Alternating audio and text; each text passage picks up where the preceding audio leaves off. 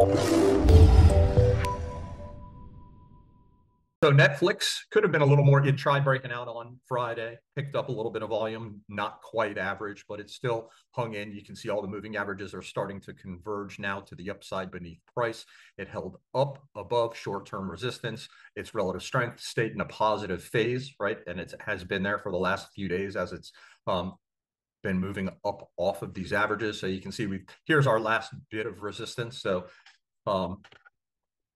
again, higher priced, super liquid institutional quality name, held up. It traded more in line with the averages, right? Shook out underneath its 65-day, followed a very similar pattern to the NASDAQ, probably held up a little better, right? So this has much more market related, if you will. Nevertheless, it's shaping up and looking fantastic again. So that's what we're looking at there. YELP, as you can see, not necessarily a very similar pattern to Netflix, but somewhat in so much as the shakeout. But this was much stronger, right? Whereas Netflix shook out like the NASDAQ under its 65. YELP actually, we have a much shorter consolidation here, but this is a much more powerful push. You can see, I mean, these are obviously not major high volume edges here, but this green volume sticks out. That's way above average.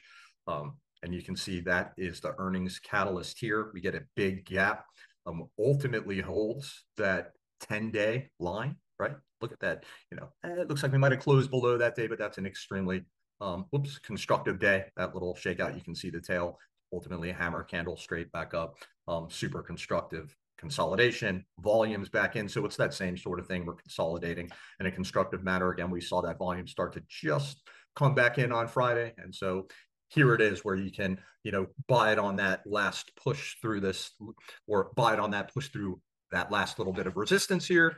We see that volume follow up. We have fairly high confidence that it should push on and out of there as long as, you're seeing the volume there to begin with, right? Otherwise, we've got some super tight logical stops, moving averages converging right beneath. You can see we're just back into a positive relative strength phase there. Shark Ninja. Maybe we've seen this one on late night TV, maybe not. You can take a look at the website. They make what looks like fairly nice household appliances, kitchen stuff, as well as cleaning things. It's a $5 billion company, which surprised Richard Moglen and myself when we were talking about it. But nevertheless, it's a little IPO U-turn here. It's already taken out the low of its IPO day, which it gives it a lot better chance of actually surviving and breaking out and working here, right? We've already got that undercut out of the way, which the majority of IPOs do, right? More than I want to say, what is it, like 9.3 out of 10 after their IPO will undercut the low before they actually turn around and start working. So this is high risk, but it's certainly in the right group. It's liquid enough, and or at least I'm the IPO junkie over here, so I've got my eyes peeled on this one. So definitely a little higher risk. It is not one of your what I would consider a high quality, institutional quality model book name, but this one looks like it was worth a shot. The way it's holding its 10-day,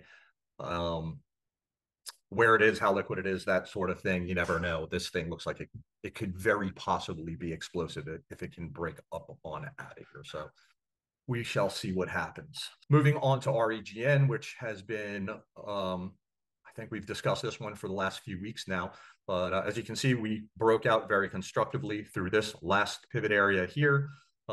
We went straight off that 10-day, almost, I'm not going to say halfway up the base, but this is a little straight up. I'm not off the bottom, but this straight up breakout from this level is not ideal, right? So it's not surprising that we saw the breakout ultimately come back in, test the 10-day, and as well as that, prior high or the pivot we're looking at here. So again, this is a very constructive retest of this area, and a very logical and expected one after the way it pushed straight to new highs in this breakout here. So the re-breakout, if you will, this is one of those ideal situations. This is a high-priced, liquid, institutional quality name, one of the higher quality biotech pharmaceutical names out there. So, and again, I think it goes without saying, very easy to buy on strength and keep your risks super tight and logical.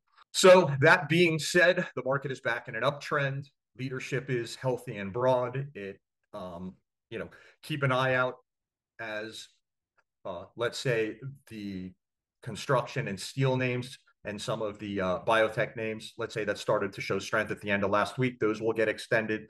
You know, start to watch for the names that are consolidating, that haven't quite finished yet, that, you know, like for example, some of the ones we just went through, right? So anyway, my point is, what we're looking at is a very healthy rotational process, which is the most important piece of the whole equation, if you will, right?